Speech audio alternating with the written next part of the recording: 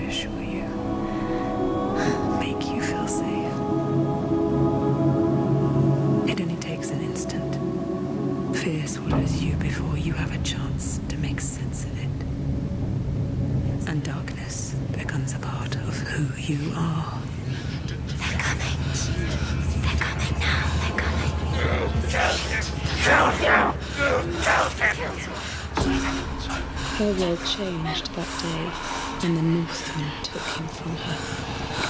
The Senua knows that there is no going back to how things were, that there is nothing to go back to at all. Stay still, stay quiet, hide, don't turn around. Their gods can see into your mind. They will use this power to destroy you. They won't stop me. I can still feel it. Whatever's left of him, they will never let him go. I'm not gonna let him rot here! You're the one rotting here. Leave me alone! You will die here. No! And all your suffering will have been for nothing. Shut up!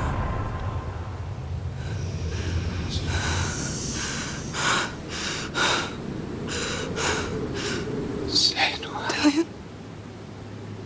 Is that you?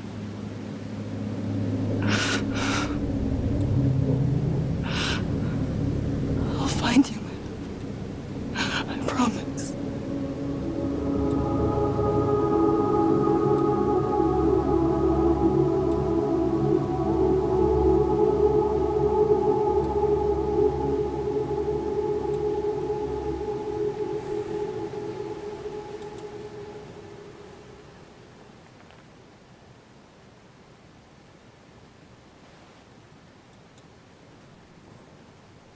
Hello everybody, hi, this is Mike Balzer of All Things 3D and Owl Creek Technologies, and today we're basically going to be redoing something I did last Friday for a group of Unreal developers in the Portland area, and basically going to talk about how to take 360 video and one, create it, two, put it out on several different sources like YouTube, Facebook, and even the Oculus Quest with a specific type of Android application that was made by John Carmack. So on that note, let's kind of go into some of the examples. Now you just saw the Hellblade demo, and you may have noticed that this has been out for a while. You may have actually seen it before, but this is the 360 video in stereo. If you notice, it was an anaglyph, meaning a red and cyan image. That's why I'm wearing these funky glasses here, which I will take off. And the whole purpose of this was to kind of demonstrate the immersive capability. Now keep in mind that when Hellblade came out, it was not originally in VR. Obviously since then it is, and with a lot of VR content now available for the Oculus, the Vive, and other HMDs, how do you portray this for your media packages for production as well as for marketing? And one of the ways to do that is by using 360 video. So let's go ahead and take a look at some of these examples of what people have been using it for, and we'll go back into this particular one, which was the Hellblade demo. And I actually saw part of this at Unreal, And as you can see here, I'm able to pan around full 360, and we're going to talk a little bit about why I became aware of this, and maybe you did as well.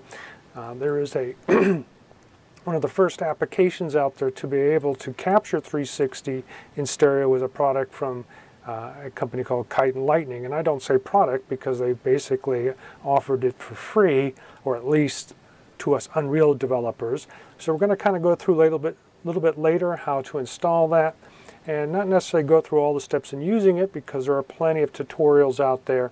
But as you can see, if you have not seen this, it's well worth looking at on YouTube. Sadly, if you've got a mobile headset, you're limited to about 2560, if I remember correctly, which is not the clearest or sharpest 360 video if you're going to be watching it in a headset.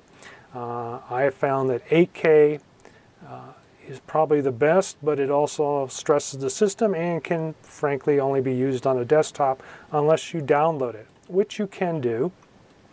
There are products out there like YouTube, I think it's .dl, which is a command line downloading tool, well worth looking into. In fact, what's interesting, you're going to need to use that if you want to download this particular video here. And the reason for that is this particular video used a proprietary Google YouTube 360 format, so if you download it straight with some other tools, you probably will not be able to look at it in any VR tools. I do think that a product called Skybox, which we're going to be talking about later on, does have that capability, but most of the products do not have that capability. So keep that in mind when you're doing this, that some of these are using a proprietary system and they're very difficult to download. Okay. So I was a little hot there. I apologize for a little bit of distortion there. Hopefully I'm a little bit better now. So let's kind of move on into some of the other videos that are out there using something similar. Okay, and of course we'll have to go to this method. Now this is a demo of a VR Spacewalk that you can, I think it's available both Make sure there are no tears. the Oculus system and Steam VR, and I don't know if you can hear Okay, Houston the has visual audio. contact on the helmet cam. Your heart rate and oxygen levels are on your chest if you want to check, EV2. Readings look fine, okay? Test run.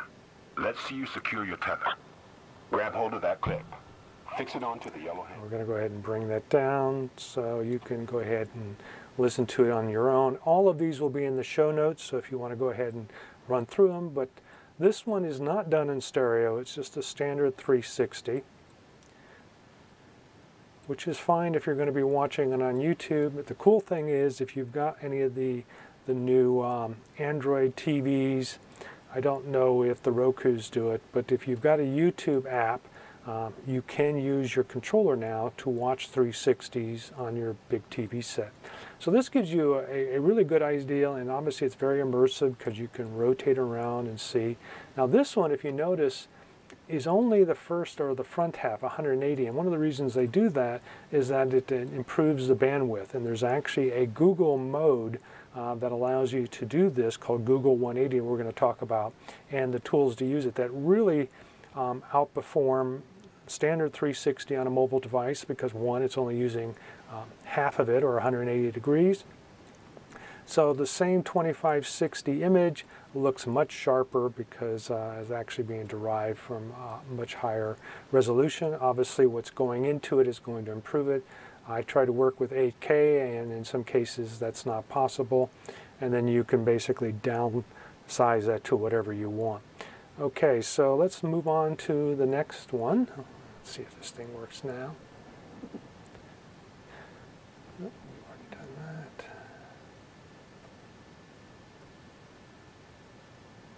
Okay, there we go. So this is one that was done for GTA. I think it was GTA 5, but I don't actually play it, so yeah, GTA 5. So this is kind of a walk through some of the experiences within GTA. As you can see, it's fairly impressive, but again, it's only a 360, not a stereo 360, but it is full 360.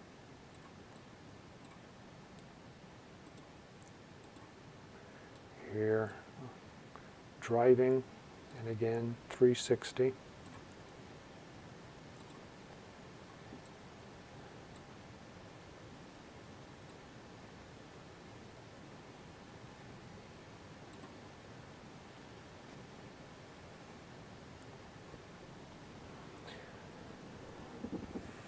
And then here's one for, I think, a mobile app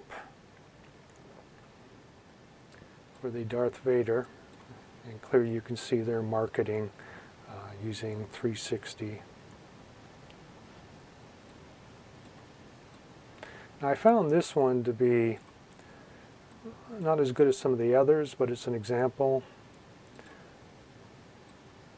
of some 360 capture.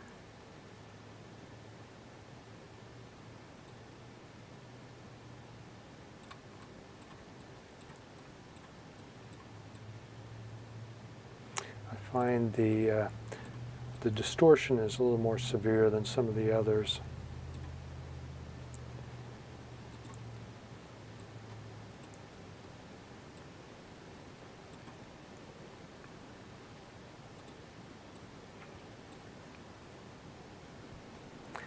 And let's see what we'll do.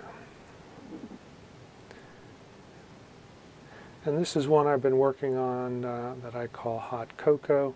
This is also done in stereo, which I will, and what they call a top bottom. This is one that I just put out there, a little VR app available for the Oculus and Steam VR.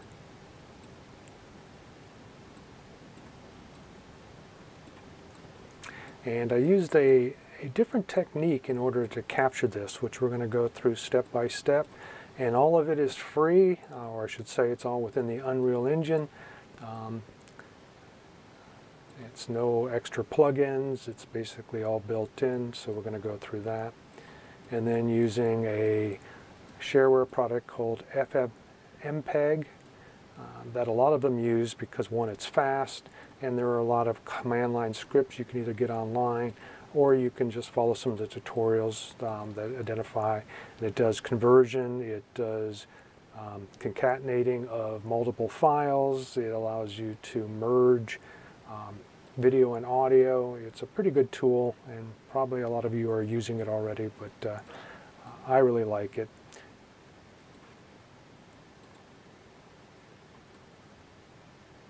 And in the show notes there will be a link to these two, so if you want something a little bit extra for Christmas, I highly recommend taking a look at these. They're pretty fun and free, as well as the actual VR application that you can get on itch.io, which will also be in the show notes. All right, let's see what else I have. So I've also created some for my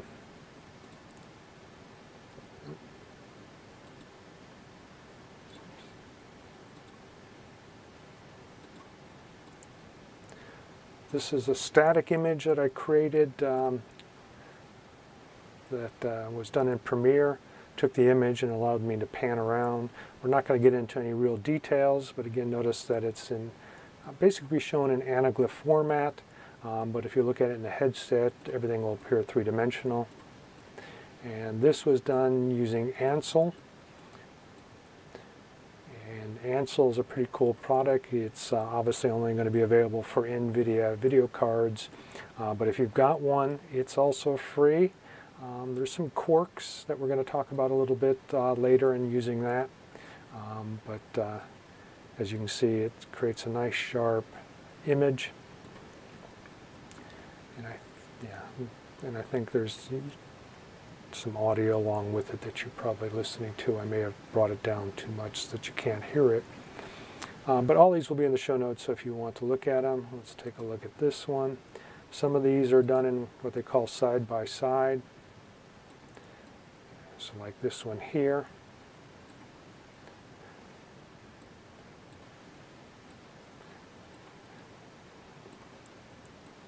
Now this one was done in a process called Google 180. That's why it looks kind of weird behind me. But looking in a standard headset or on the YouTube channel, it's either in a nice quality 2D image, or if you're using a headset, it'll show great stereo features in 180, which means you won't see anything behind you. But again, the Google 180 standard allows for much better performance. And then here's the final one that I used, a product called Surreal Capture, which we're going to talk about as well. Let's see what we got here side by side. Also converted to a 180. Surreal Capture is kind of cool because it works outside of the engine, basically siphoning direct 3D, capturing it in full 360. And I've worked with the developer Richard to add a full 360 mode. Let's see what this one, this is more of the same. Actually, I think this is a, okay, so here you can see the 180. And let me turn off the 3D feature. So here you can see how it's formatted for Google 180. Two side images. And then I basically took the 360 and redirected the camera to the static image. Okay, so that's it for the examples. So let's kind of get into this and some of the links that'll take you out to where you need to go. And let's see. We'll start with the Panoramic Capture tool first. Like I mentioned early on, this is the one that's built into Kite, or excuse me, Unreal. It's a plugin from Kite and Lightning. There's several tutorials. Interesting, they must be consolidating or making their site a little better, but sadly some of the tools aren't available. But there's a link in here to take you out to it, so you can go ahead and use that. And I'm dropping out of my, there we go. So essentially this will take you out there, and there are some tips and tricks and a few other things. When we get into it, I'm going to show you a few other websites that have some more insight into using the tool, especially from the company who created the Hellblade 360 video you just saw. So some great tips. So if you want to use this product, I must warn you, even though it's been optimized, this came out in 423, but I have to say that this particular product is slow, and again, the people from Hellblade actually improved some performance. The newer version that's now available, I think the new version came out in 425, is better, improved. It does not do the RTX mode, so you can't do ray tracing yet. Supposedly that's going to be an add-on soon, but for a standard 3D quality, it's great.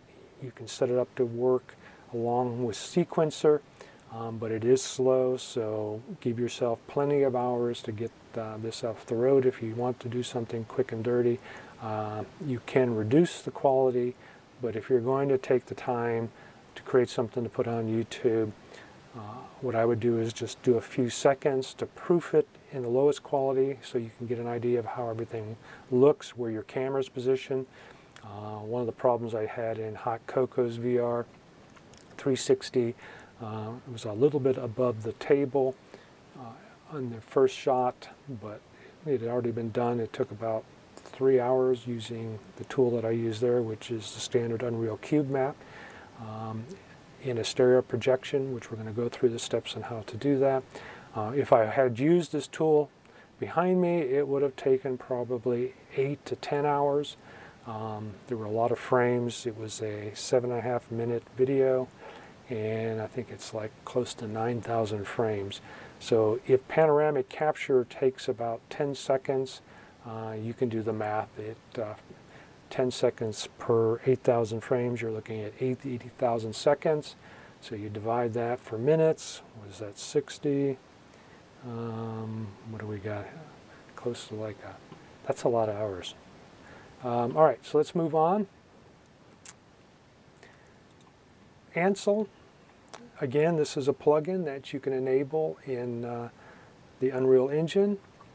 It was made, or if you may have noticed when they started advertising it, that some of the games supported this. So as a developer, if you're using the Unreal Engine, obviously you can add the plugin and enable it so that people who are using the runtime can capture their own videos or 360s.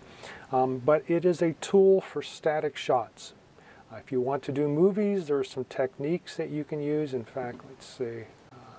Yeah, we'll get into it in a little bit. But it's a little bit of a pain to work with.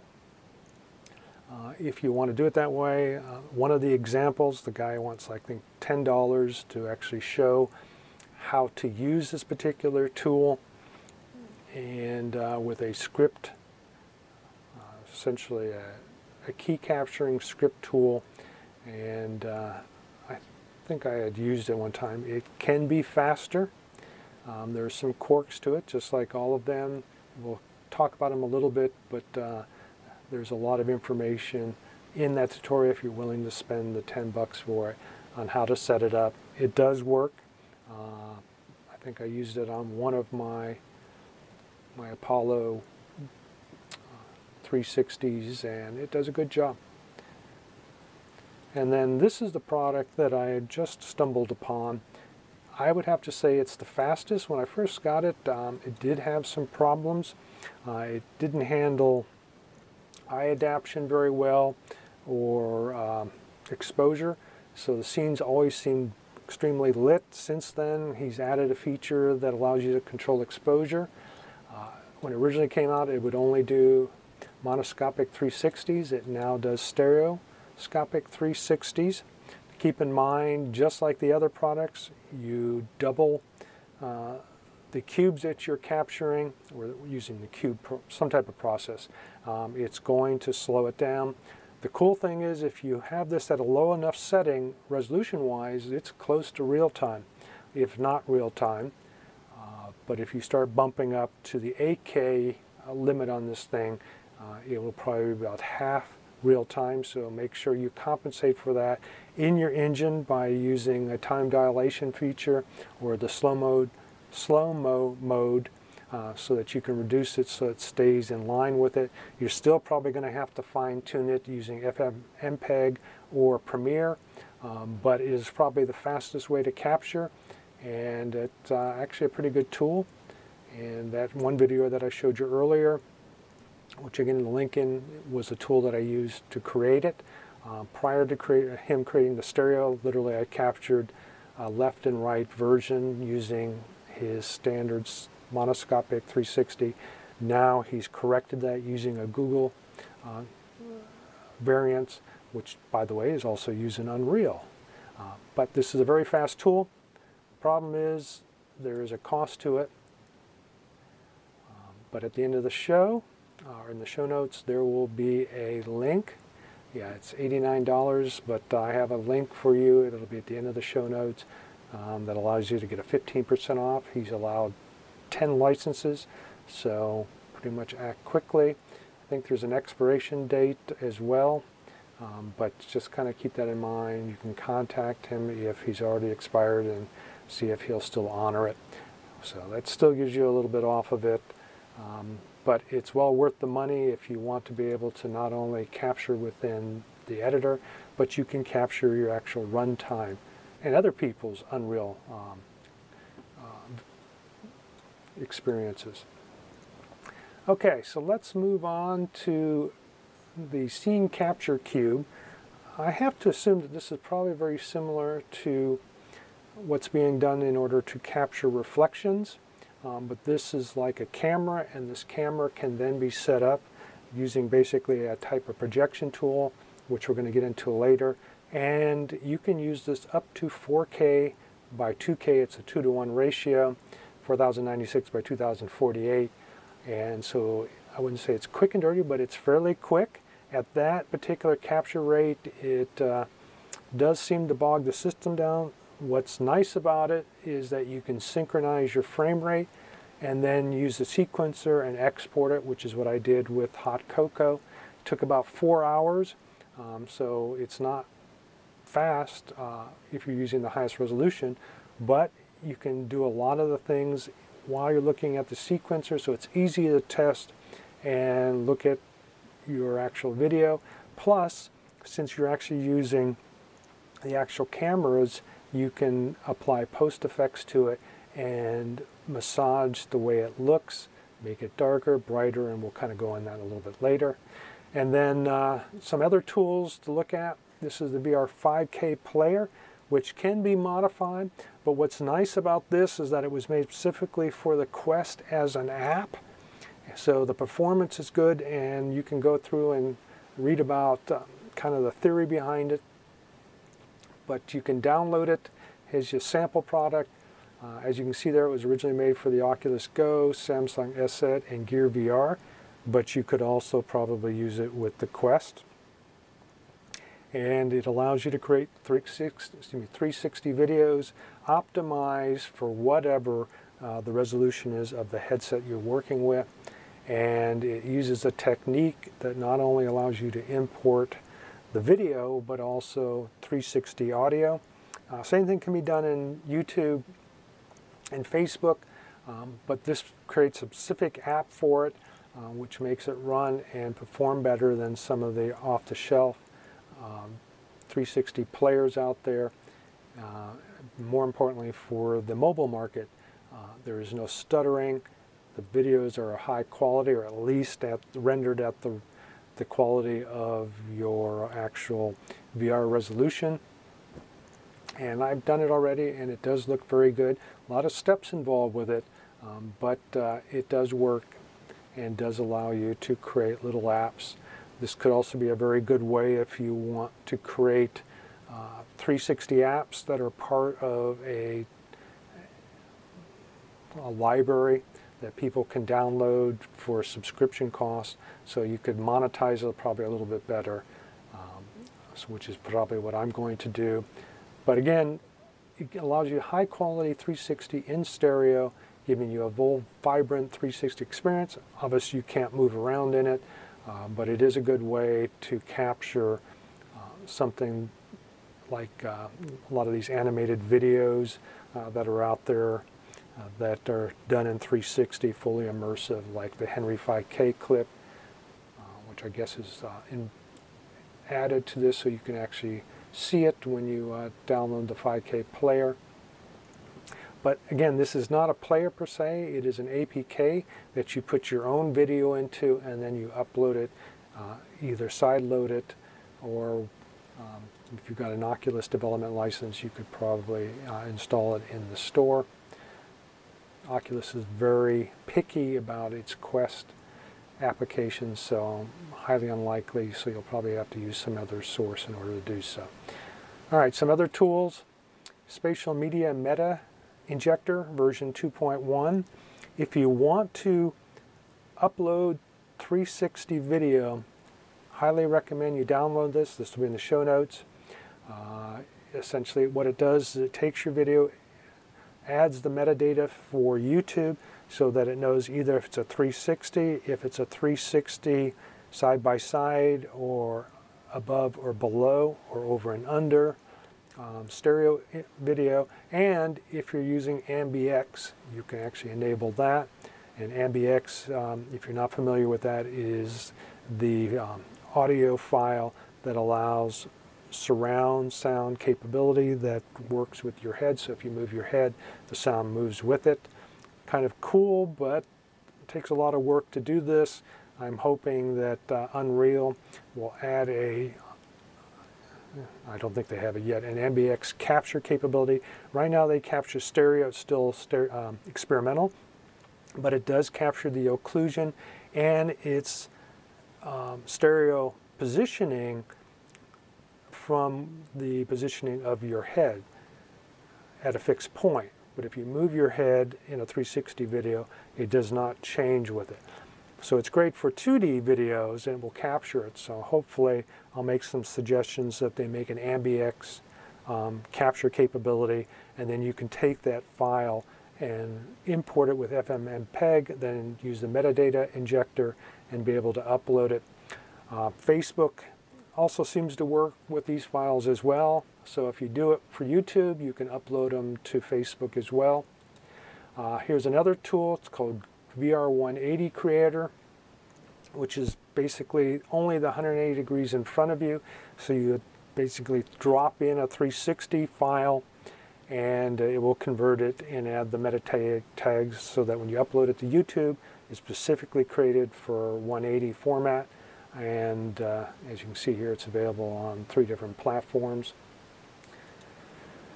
And then if you're going to be editing with Adobe Premiere, it has some pretty good tools now. They bought out, I can't think of the name of the company, but they bought out their VR tools, so you can work with it.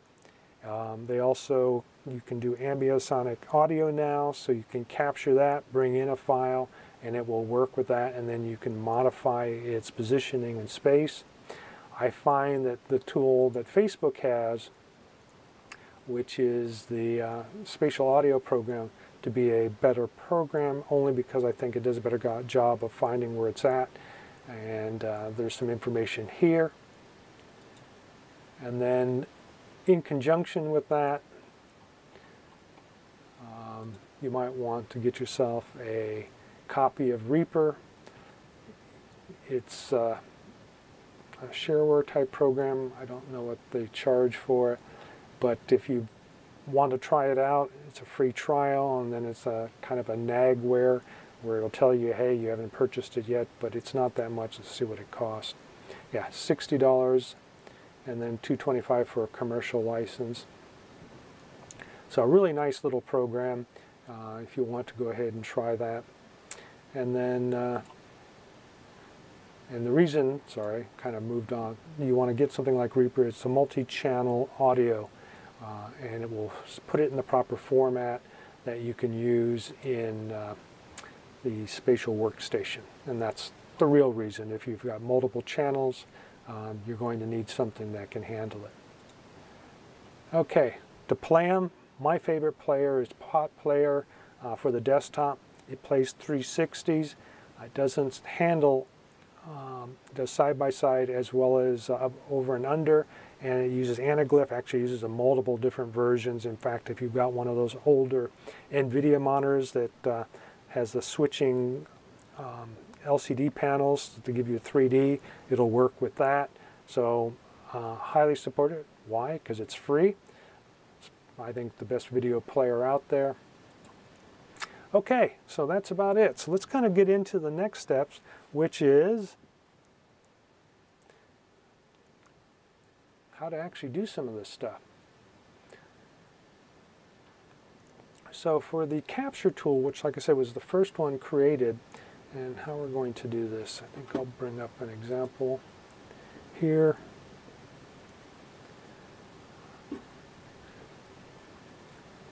So this has been updated significantly from 4.23, so here are obviously what it's added. One of the things that I think is really cool, when it first came out, you didn't have the ability to, it didn't have a blueprint, so you had to create the blueprint from scratch. Luckily, and we're going to get into a little bit, this person put out a full guide on how to do it, the one that did Hellblade, so, and so you could use that, but to create your blueprint.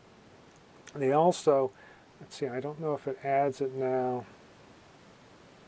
Yeah, so it adds blueprint for your best quality captures or for using it for Gear VR or Oculus. Sets the depth and render passes using console commands. Adds support for either 8-bit or 32-bit EXR for HDR capability. And you can now optionally output in monoscopic. So that's interesting. Yeah, so now they've added the left and right images are merged.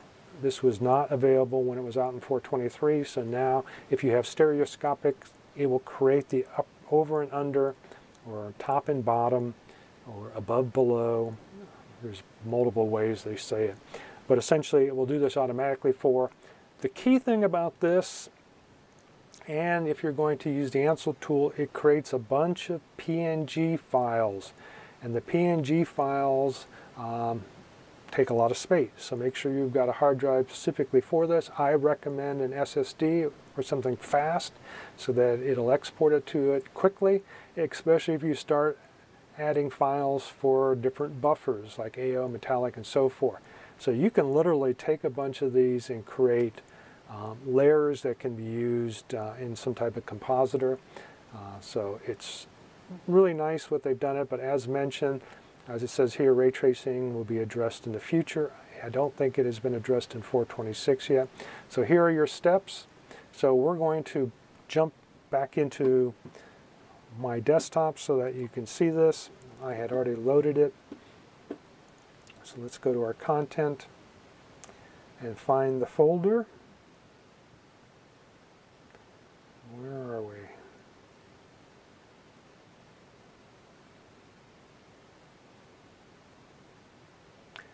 I guess if I use the, there we go, Panoramic Capture. So here are your assets, which is your BP capture. You just drag that into your desktop, or let's open it up, or you can take it, let's see if we can open this more so we can see it. So this is what I was talking about earlier. Here is your blueprint, and essentially if you zoom in, it's a bunch of command lines. And what they don't show here, yeah, so max frame rate is 60. There's two things that it says that you should do as well. And here's how you determine your bit depth, 8 or the 32 mono or stereo, single frame 360 or movie. So the movie, you basically put that in there, and then you identify how many frames, like 0 through 50, 0 through 100, 0 through 9,000, but be prepared for this thing to go all night. It's faster, but still slow. Notice I've untied the event begin play because you may or may not need it. And there are a few other things that you need to be concerned with. But essentially just drag and drop this into your system, or you can copy and paste this and add it to your event, or not your event, your main level blueprint, which probably might be a better idea. And then you can tie maybe a key command or a sequence event or something to essentially enable this. Because once this thing starts going, it can be stopped, but it's kind of a pain. And I would always start with a single frame before running off with a bunch of frames, because it literally freezes your system. In fact, we're going to try it here in a second. All right, so let's get out of this.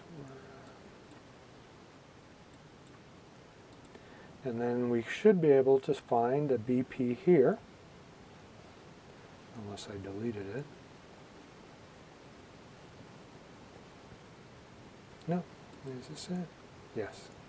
Okay, so again, I have it right here, so it's already involved. And let's see if I have it hooked up or not.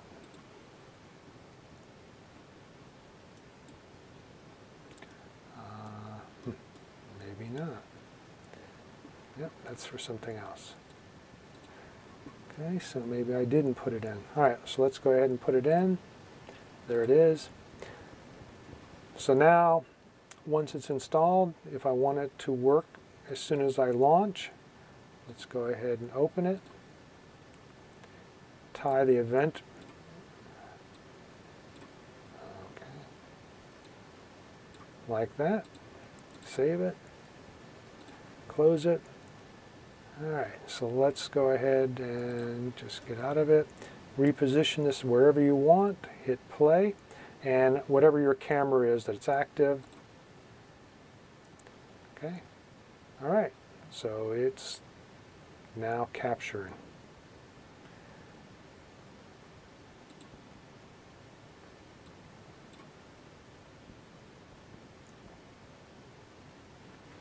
And notice I have no access to my mouse now. So as you can see, it does take a little while it's capturing. Now, when I was doing this the other day, I had a problem. So make sure with this, as well as Ansel, that you turn off any VR capability because it won't work. In fact, I left the instant stereo on even though I removed all of the VR plugins, and this thing errored out and would not actually save.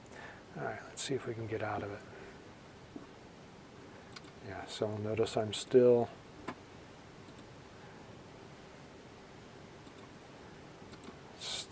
in it.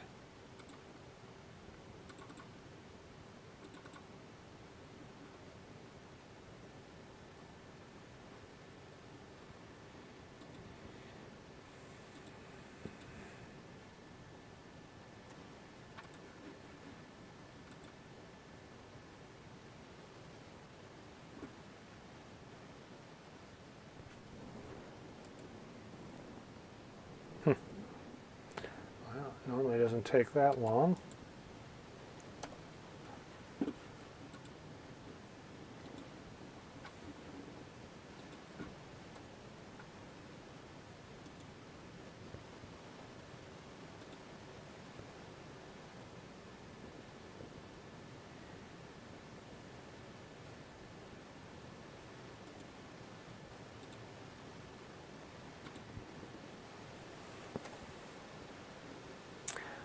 Very interesting. Oh well, we're going ahead and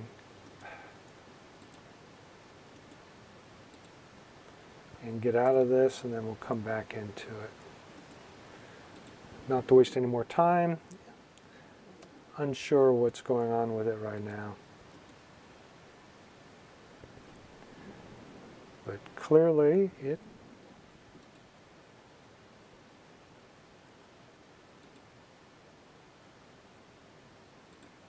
okay, there we go. Now we're back. So as you can see, it took a while for it to capture a frame. So let's see where it put it. If we go into this, we should be able to see in the first line where it puts it. Right here, see panoramic capture frames. So let's see if we have a frame. Okay, today is the 23rd. Final color. And let's see if it captured. Sure did. There you go. And let's see how big this is. File info. 6144 by 6144. But as you can see, it captured really good quality.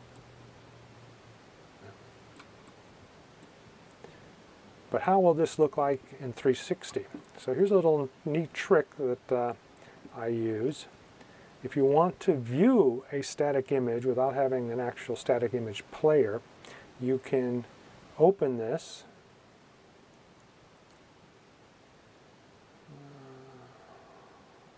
Choose another app, more apps, and find the pop player.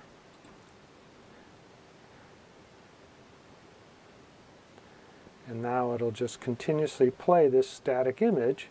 So since it's a 360, we'll enable 360. We know it's over and under, so we can enable this. And there you go. Quick and dirty way, and then all you need to do is put on your anaglyph glasses to see how well it captured it. Now one thing that I have noticed that I like to adapt for is they normally go with a standard IPD of 64 to 65 millimeters, but I found it really isn't the matter of where your eyes are, because these are basically identified to focus or what do you want, verge at infinity. But if you're looking at objects closer up, that IPD is actually supposed to be narrower. So I normally, especially in interiors, like to maybe half it to about 37. And then that actually provides a little closer movement, a little less eye strain. So there you go. But notice how long it took. I mean, I thought my machine had frozen. So it may not be the best tool unless you've got a lot of time. It does seem to work better if you create a runtime function for it than trying to do it in the editor. But it is fairly slow, and as you can see, it does work. You can capture a bunch of frames. You can use it internally to work with sequencer, and there are, and obviously that's what the people behind Hellblade. The system I'm using, this little desktop, is an i7 with a 1070, so it's what is it now, 3 years, almost 4 years old. Newer machines probably would work a little bit better than this, especially if you've got one of the newer RTX 30s, which I'm still hoping to get. So there you go, there's an example of that. So let's kind of move into some of the references. So here it shows you the whole illustration. So more information you obviously can read as well as I can. Tells you your slice control, your default values and what they do. Some tips and tricks. One of the things, and I have to agree, you do get some image distortion, so keep that in mind, and use some of these techniques in order to minimize that. And then this is the actual tutorial, which will be in the show notes, which was a little difficult. This was done by Gavin Costello, lead programmer for Ninja Theory, who obviously, they have a new one coming up pretty soon. Love that new video information. Right out to Gavin and see if they're going to be making that into a 360. So you can go out and find these yourself. They're age restricted, but you can just go out to YouTube and do a search. So the good thing is lots of good information on using the tool. Now this was done back when 423 still had some issues. They have corrected some of those in the latest versions. So, and also it gives you information on the C++ behind it that they modified in order for it to work. But good notes in here, how to get your best quality, and you can compare that to what they're using now. I have a feeling that the new capture tool uses a lot of these in its, but one of the things that they mention here that I think is very important is they talk about how they capture a very large image and then basically bring it back down into one that's manageable at whatever the frame rate that you're using. And you have to do this twice because, or actually multiple times, but two processes in order to capture the left and right eyes. So that's one of the reasons it takes so long. So lots of good information there. And on that, let's kind of move on to the next tool, which is NVIDIA's Ansel. So it's saying that anything later in 4.14, and you know, we're going to drop back into the editor, so give me a moment to come back into it. All right, we're back. Okay, so the best thing is, in both cases, you have to make sure the plugins are loaded. So let's do Capture. I guess I should have done Pano. Pano. As you can see, it's already enabled. To do Ansel, just type in Ansel or wade through them and make sure that's enabled. Again, when you enable either of these, turn off NEVR, which seems counterintuitive, but they conflict with it. In fact, Ansel, once you try to run it, will tell you, hey, your VR is still running, turn that off. The other thing is with the capture tool, turn off instant stereo. All right, so as you can see, I've already enabled it. In both cases, you're going to have to restart. It will not have to rebuild your shaders, so you wouldn't have to worry about that. However, if you do enable instant stereo and disable it, you will have to rebuild all your shaders, and depending on how large your file is and the speed of your machine, it could take minutes. So keep that in mind and make sure you build in a lot of time to do that. Okay, so with that being done, let's look at how do we get at it. Well, what they don't tell you, actually I guess they do tell you, let's jump back to the screen, is once you install it, they tell you the type of captures: screenshot, super resolution, 360 stereo, which is just a left and right image of your camera, and then 360 stereo. And then so this one doesn't really tell you anything about it. Here's node references, which we're not going to worry about. And I shouldn't have changed that. I think I've got another. So this is the one that you need to be aware of. Once you start it, the main key that it uses is Alt F2. Well, there's a problem if you use Alt F2, and that is the fact is that same key command also, because you hit F2, does an unlit scene. So it looks like this. To convert it back to a standard lit machine, just hit F3, and then it basically brings it back to where it's at. Or you can change the command key. Now what's interesting about that is that the capture tool for Ansel, let's see if I created a little link for it. Alright, so we have our scene up, but the problem is I did something that needs to be shut down first, and if you remember what it was, but let me drop back into this really quick since I didn't have this screen for you to look at. Here's my Ansel folder. Here's my configuration that I was talking about just a moment ago. I have to figure out, I guess I'll just go back and edit my cell. Alright, so I'm going to bring this back up again. So here's your little tool. As mentioned before, your temp directory, your features, your hotkey, you can select it as something else. I put it back to the default so you can see what happens by selecting that. You can identify how large of a max resolution you can have for your high-res images, max spherical resolution, eye separation, as I was talking about earlier. I brought it down to 3.7. It's a little easier on the eyes, but if you're outside or have a landscape type shot, you might want to bring it back up to 6.4 centimeters, which is the equivalent of 64 millimeters.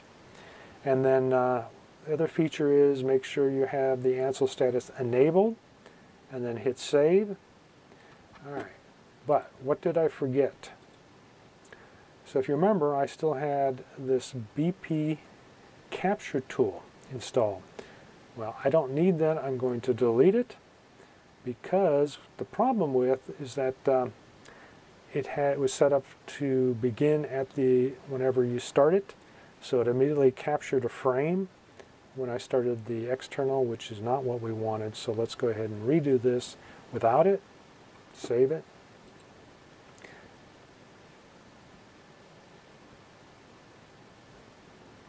Okay, now let's hit play.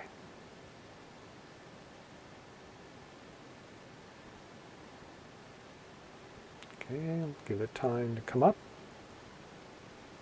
All right, there it is. And all we need to do is hit Alt F2.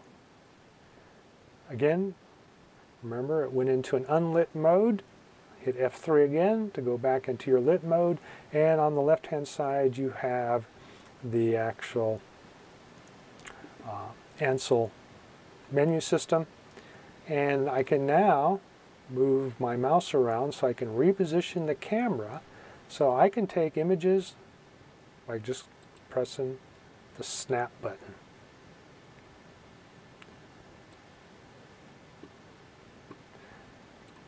And remember I mentioned that somebody had essentially created a capture capability that literally puts their mouse here and just double clicks a mouse movement once it's over the snap button. What's funny is that you have to make sure it's positioned there, otherwise it won't work.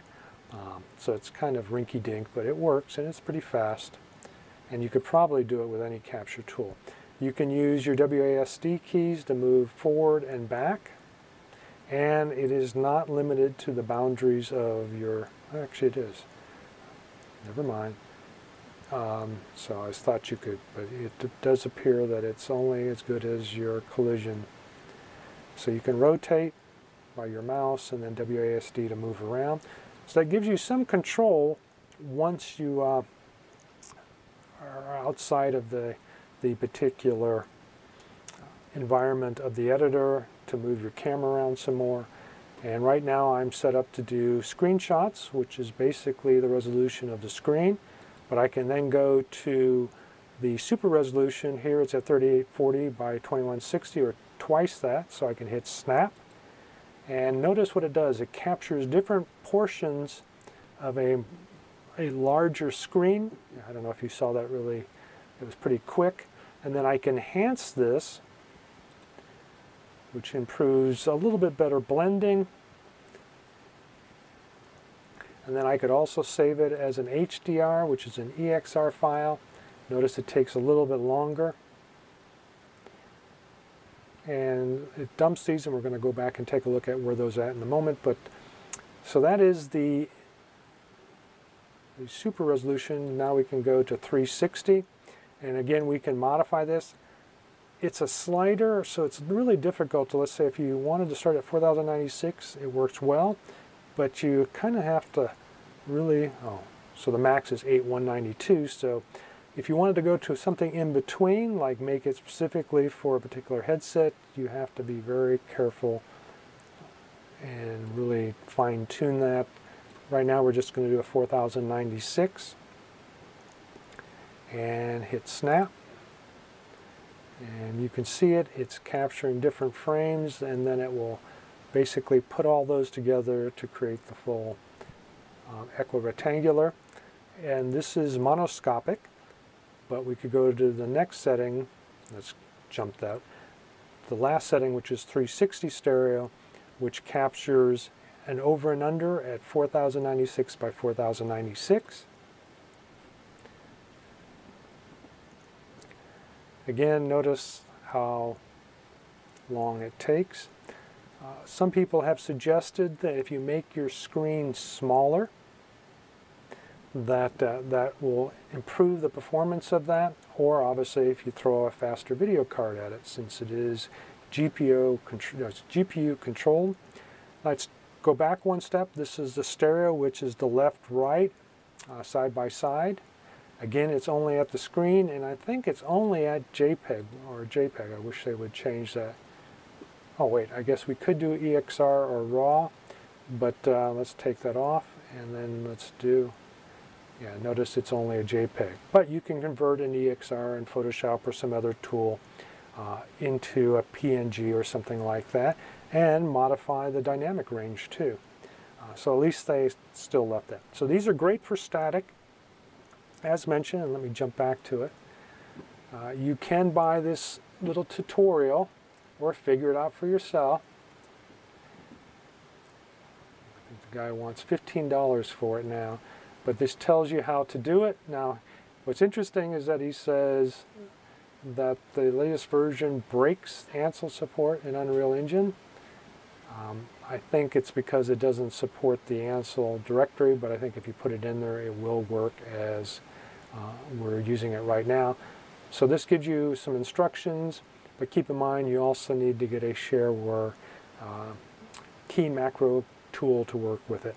All right, let's jump back, get out of this, just hit done, and then we're back into the separate play. So tool that Nick told me, I don't know why I don't remember, but Alt F4 will get rid of, oops. Huh.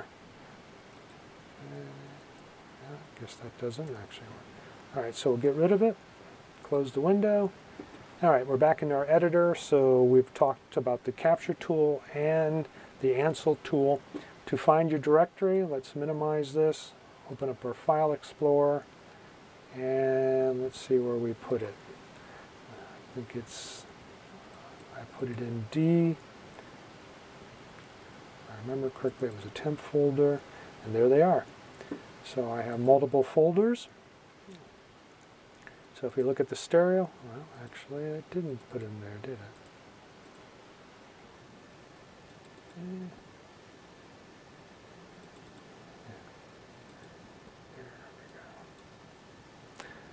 That's odd. All right, here they all are. They actually put them in their own folder, Temp Unreal Engine Demo. So we're going to go open them. So there's the static images. There's the side-by-side. Static, static. And if you notice the sizes, here's your raw EXR stereo. Here's a raw. This is probably the over and under.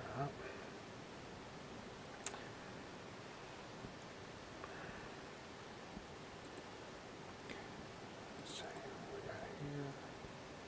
There's another static.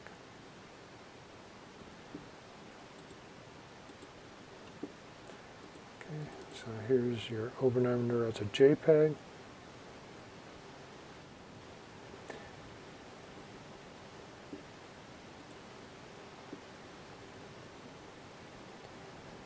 Okay, so I think Photoshop, oh, well, I'm not going to log in, so let's see. All right, so I don't have Photoshop set up on this anymore, so the whole point is I could go back real quick. We could do it right now.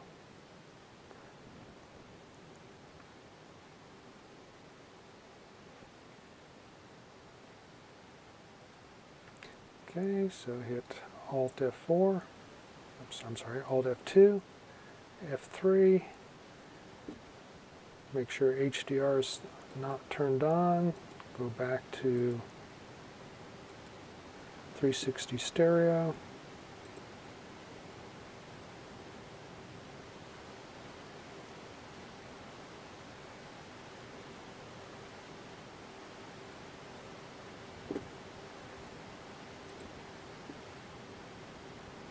Okay, close that out. Close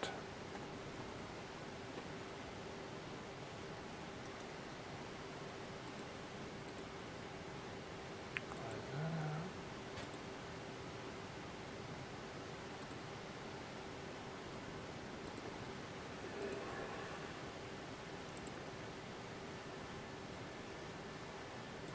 Okay, so there's our PNG we just took. And this should be at 4096 by 4096, which it is.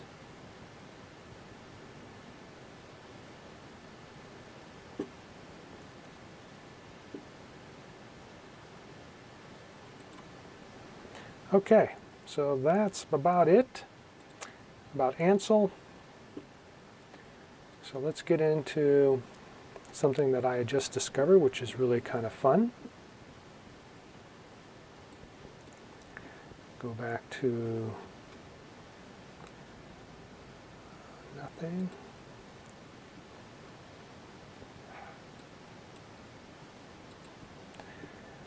Okay, so if you remember, one of the things I mentioned was this cube map capability. So we're going to go back over here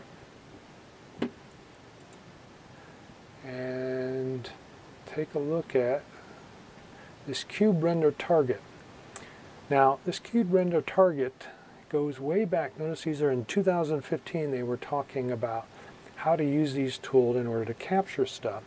And somebody had come up with a way of, okay, so if you capture it, how do we convert it back into a 2D texture? So he essentially said, well, you can create this custom node with these equations in it, just drag and drop and put these in here. Then I thought this was interesting. Later on he says that he, I guess Ryan's an Unreal developer, basically said, I'm going to turn this into an actual standard node, which he did. So I went and looked for it, and it's now available, so we're going to go ahead and take a look at it. So this is the cube map projection. So go over here. You find your scene capture cube, just drag that into your level. And then from over here, I've already done it, created it over here. Create yourself a texture target. Easy to do, right mouse click in your content area. Probably make a folder for it. I just left mine on the default content folder. Go to materials and textures. Locate your canvas render target, cube render target. You're going to make another canvas render target as well, but right now just make a cube render target. I've already made some. Let's take a look at the left one, because basically once you create and modify this, just duplicate it, turn it to HDR, pull that down and bring in no lossy compression. Change your target cube to whatever you want to capture at. 4096 is the highest. Then enable HDR. And that's about it. Save it and close it. And then, like I said, duplicate it. But since I already had one, let's make sure this one is also set up correctly. And you can actually, oops.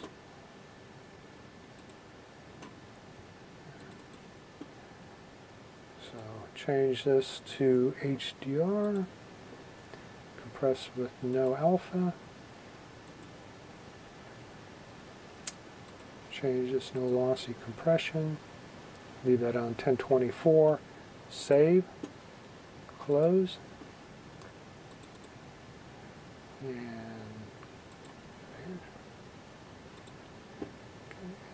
save. All right, so as you notice, they're not running. The reason for that is my camera, or my cube. If you go down into the settings down here, notice you want to enable capture rotation. You want to turn that off for now. If it was already on, it actually causes everything to lag. And if you set this to 4096, you'll notice everything seems to lag. And the reason for is that it's trying to capture every frame, so that's kind of a problem. You can leave it on capture on movement, so you want to watch. I'll move this. Notice they pop back in. If I double click on it, see, so it's captured it already. So it's kind of cool. The other thing is that you can change your exposure bias down here. My head's behind it, but it's right there, and make it darker or lighter. I found that I didn't really have to do anything to it. Just leave it where it's at. And there you go. It's pretty much done. So you're capturing there. The other thing is you can go down and modify some of the general show flags. So if you want anti-aliasing or don't want it, you can turn that on. I would recommend pretty much keeping everything in. If you have no foliage, you can turn those off, but if you don't have them, it won't matter. Motion blur, if you don't want to have motion blur, which is not recommended for 360s, and everything else. And another cool feature is that if you're doing, let's see where it's at. Did I miss it?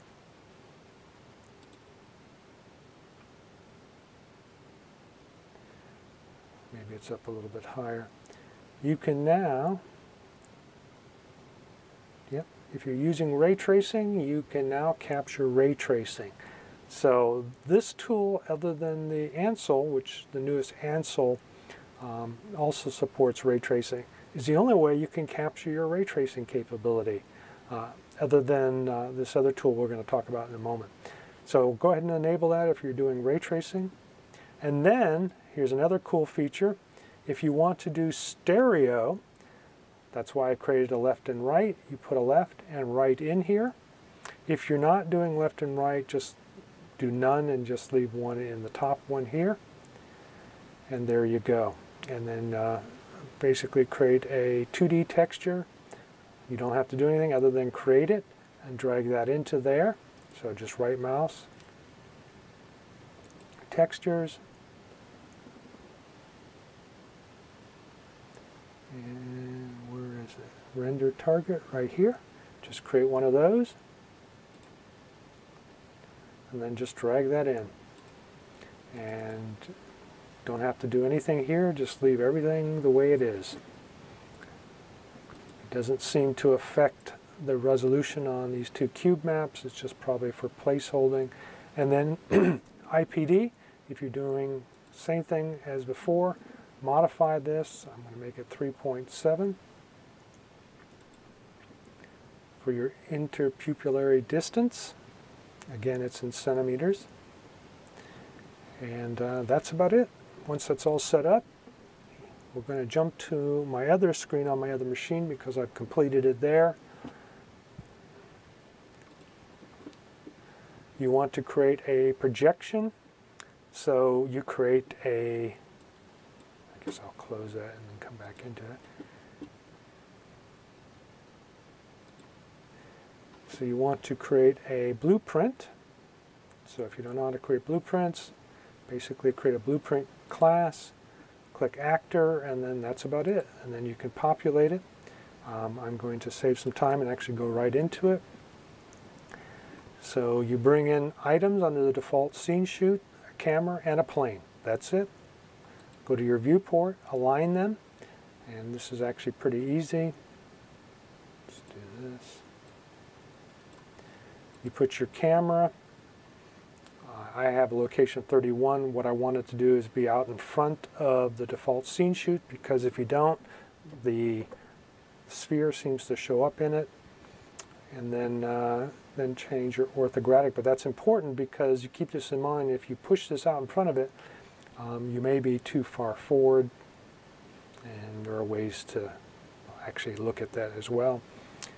So then you go over to your camera, turn it to orthographic for obvious reasons, because we want to essentially capture the entire plane. You want your ortho width to be 200, and then you can modify these if you want. I did. My ortho far clip plane, I made it actually smaller than this. And then your aspect ratio is 2. And then we want to constrain the aspect ratio so it's a 2:1. And then I turned off lock to HMD. Use field of view, turn that off. And then I turned off a few other features, but since it's a camera, you can activate things. One of the things that I activated was gamma. Actually, I can turn that. I didn't use gamma, but you could, and gain. And the reason I activated this is so that I could use it in the sequencer to allow me to fade to black. So it's a good little feature there to turn on. The plane, basically, if you want to grab a plane, just go to Add Components, type in plane, add it, and then essentially assign to your plane that material you created earlier. And then just assign it to it, and there you go. You're done. The other things I've done is I took off any lighting so it doesn't cast shadows. And then you want to basically put it in your levels so that it's out of sight. I put it underneath the cabin. But it's done. And then you just save it, and then that basically creates your monograph. Oh, actually, I got ahead of myself. Go back to your camera, actually your plane. You want to make sure your plane is 90 degrees, 0, 90 degrees, so that it rotates it in front of the camera lens. And then your scale is 2:1, because remember it's an equirectangular, and that's about it. And then make sure your location matches the location of the front of the camera. So that's basically square up against it, and that's the only thing the camera sees. And we're going to show in a moment here what that looks like. So get out of that. So there it is. As you can see in the window, so this is basically what it sees. All right, so how do I create a stereo projection camera? Well, basically the same thing, except I create two planes.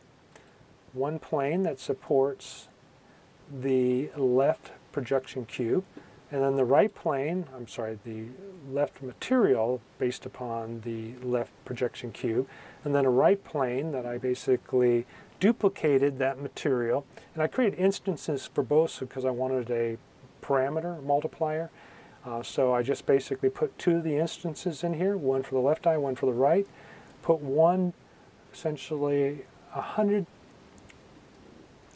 units below the left eye, see, to create the over and under, so it's automatically set up for over and under. You could do left, right, side by side if you wanted to, but I chose to do it over under. That seems to be the preferred method. And again, 90 degrees and 90 degrees, camera, everything else is set up the same way, orthographic. Ortho width is 200.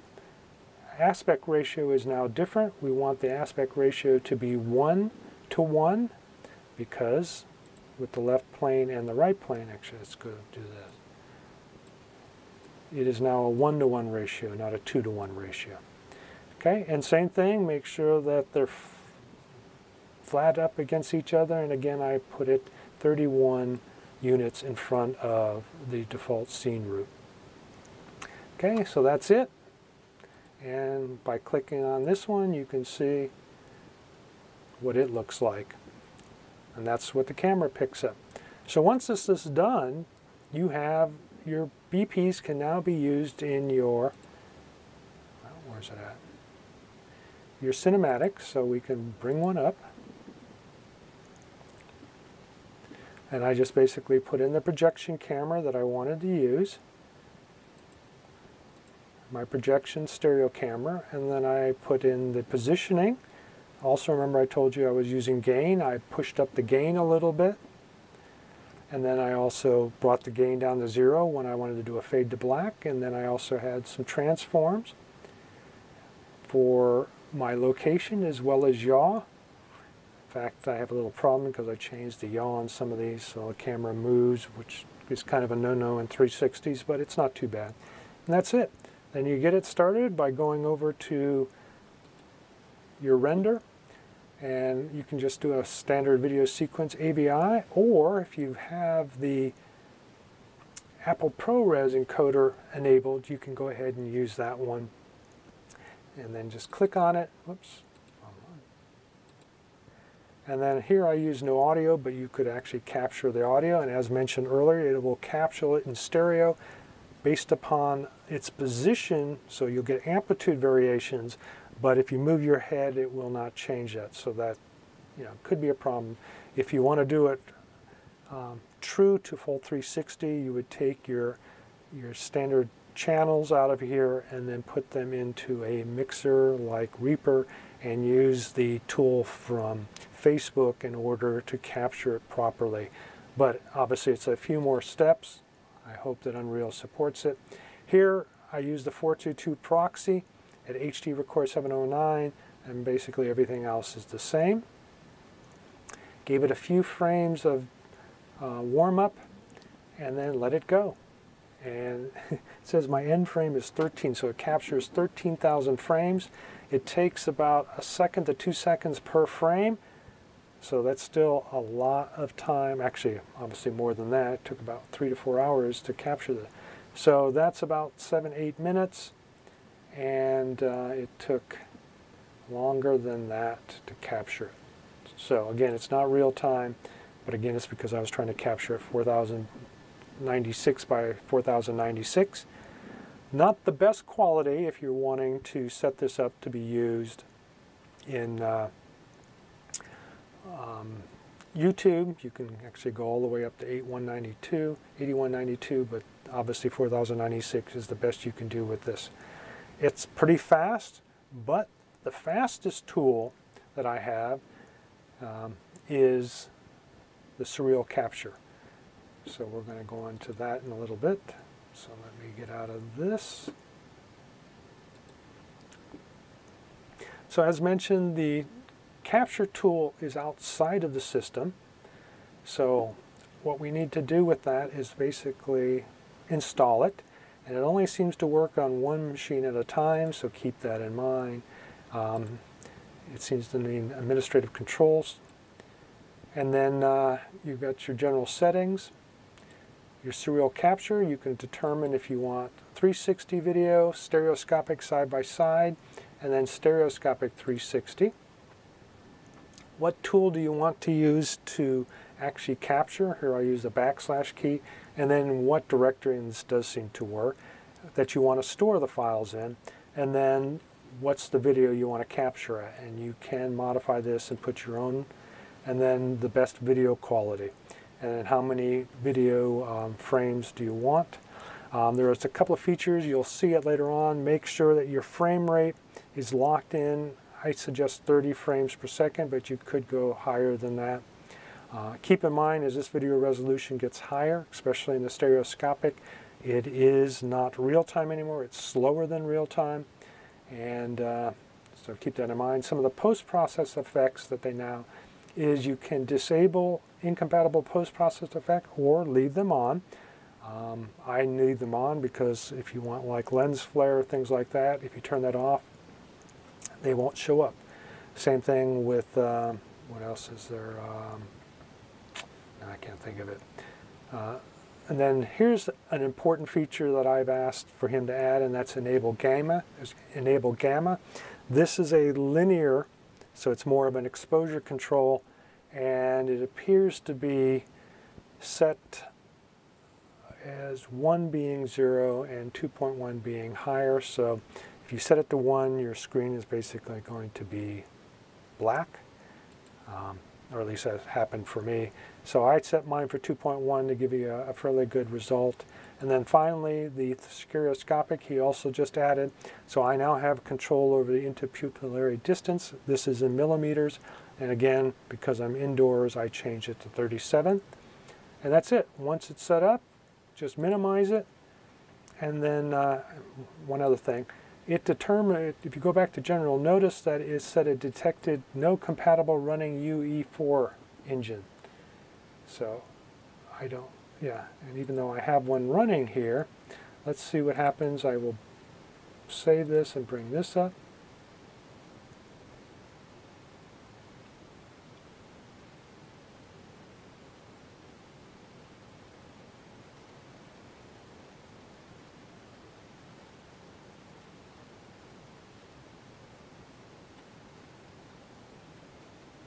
It'll give you a beep if it actually starts working.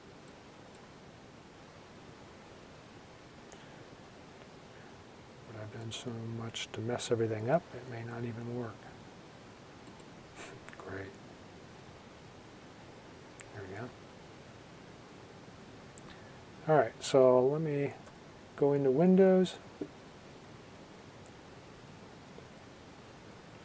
And let's take a look. Now, I'm running this using Windows Terminal, so I don't know if it actually is going to work or not. Okay, so it did see the editor, so we're up and running. So like I said, all I have to do is hit the / key, and I should be recording now. Should be. But since I have no camera movement, all we're going to get is a video of a still shot. And to stop it from recording, hit the / key again. Now notice this all has to be controlled outside of it. So here we might be using another type of keyboard or script writer, hotkey, or whatever you want to call it in order to use it. I haven't figured out in Unreal and Blueprints how to activate a key outside of it, but you could probably come up with something to do that. All right, so I'm going to close out of this. And let's see if we actually, I can't hear if it actually binged or not, so let's see if we actually have a new file. So let's go to E, let's go to Surreal Capture, and it appears we've got one. So let's open it up. Okay, looks like an over and under. Looks very dark, so it appears that it's far darker than I want it to be, so I may have to push that even higher. And let's enable equirectangular. Okay. And let's do top bottom. So there you go. So as you can see, it's dark, so I would have to change my my gamma so that the scene is lighter. Let's turn off this little feature here, sorry.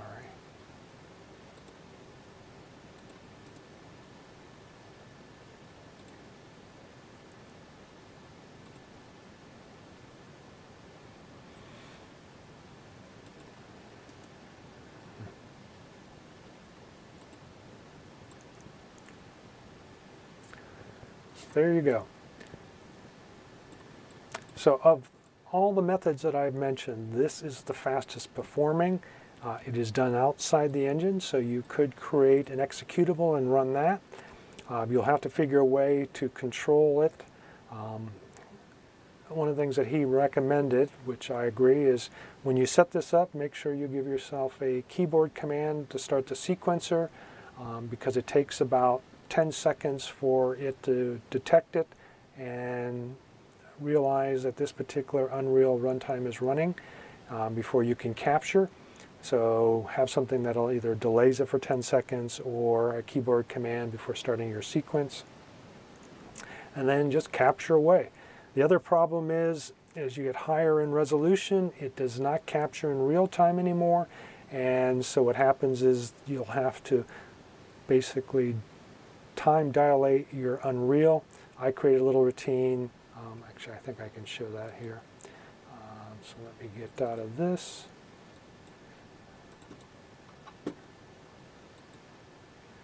Okay, and go back into it so you can see what I did.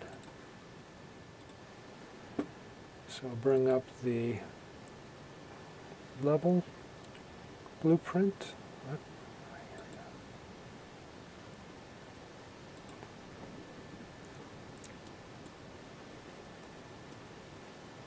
So I just threw it together real quick using the 0 and 9 keys. Basically either speeds it up or slows it down, and I think 0.1 increments. And then I also have a 0 key here that sets the time dilation back to 1 or normal speed. So if you go too far, too fast or too slow, you can go right back to normal speed. And then some other logic that I've created. What I haven't done is put some logic in there to enable the sequence to activate, but there's also a keyboard command in there that activates when I want it to. So essentially you can do all your programming in this to set it up on however you want it to work. Okay, there we go. And then whatever camera system, I created a special 360 camera, which I think is the one that's activated. Oops. Right up here. Yeah, so I activated, but if you're running a sequence, make sure you have the proper camera activated so that it moves. And again, if you're running with a 360, don't move the camera around a lot. It can make a person ill, as you're probably aware of. Any fast motion in VR is a problem. But that's about it. They're all different methods. A lot of information I've thrown at you. But hopefully it's useful, and thank you for joining me. And in the show notes, if you want to enjoy 8 minutes of solitude in a relaxing cabin, there will be 2 videos, both the 180 and the 360, that you can enjoy. All right, on that note, I will see all of you probably after the year, so I can't wait to get a RTX 30XX of some sort, hopefully a 3080. So that I can actually see how well it'll work then. Maybe I'll be able to capture 8192 in real time. Who knows? Oh well. On that note, enjoy your holidays, and I'll see you next year. Bye.